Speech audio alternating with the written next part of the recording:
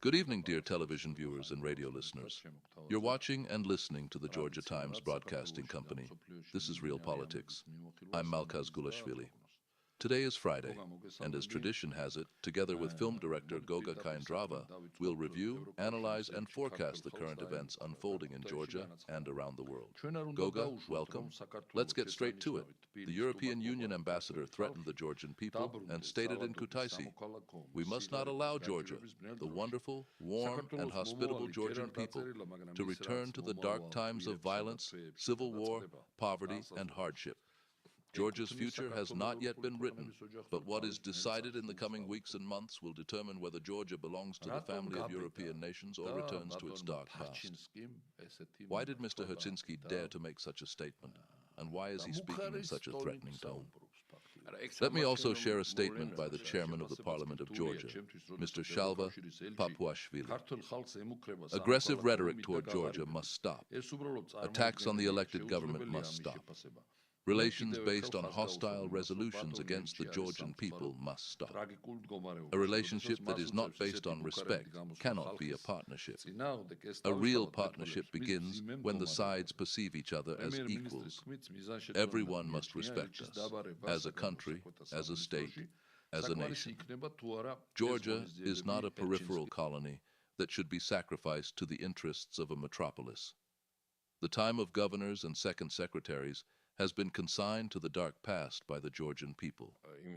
No, this is a disgraceful phenomenon overall. It's not the first time we've talked about this. I even wrote a letter. You've seen it. Now, my grandmother is Polish, and for me, the Polish nation is very important, a traditional country. What he is doing in Georgia is, first and foremost, shameful for his own people and his own nation. It casts a shadow on the Polish people above all, and that's what I regret. As for whatever statements Herczynski makes, who cares? What does he even represent? The institution he represents amounts to nothing. Just look at what's happening in the world. If Europe had any sense, it wouldn't have plunged into the kind of adventure it's in today. I mean the European Union and its bureaucracy. Whenever we talk about this, everyone should understand. We are not referring to European nations or European people. We are talking about those bureaucrats, that so-called political elite, that once destroyed and shattered what used to be a very successful organization, the European Union. Do you see how far morality has fallen? How professionalism has collapsed? This bureaucratic Europe has reached a point where it doesn't even care about lying. It just says things without a second thought. But this isn't only their problem. Look at the whole world. This applies to the United States as well, and certainly to the EU. So what people like Herczynski or Fisher say is no longer interesting. The chairman of Parliament, Shalva Papuashvili, gave a very good response. He said, "We will keep you here as an example and won't expel you, so the Georgian people can see who we are dealing with and what you represent." He added that he would not raise the issue of expulsion. The very fact that the chairman of parliament is saying he won't raise the issue of expelling an ambassador already tells you a lot about the situation. So we shouldn't pay special attention to this except to fully understand who we are dealing with. And most importantly, we should once and for all stop this talk about joining the European Union and being ready by 2028. We will never be ready for this kind of moral decay. I want everyone to firmly believe that. The Georgian nation, society, and state will never be ready to enter this madness, this filth, this corruption. We are ready to continue our history with dignity, the same dignity with which we have come this far for 3,000 years as a state. And as never before, well, not never, but in recent centuries, Georgia has not been this dignified, independent, and sovereign. This is a great achievement of the Georgian people, the Georgian nation, and Georgian society.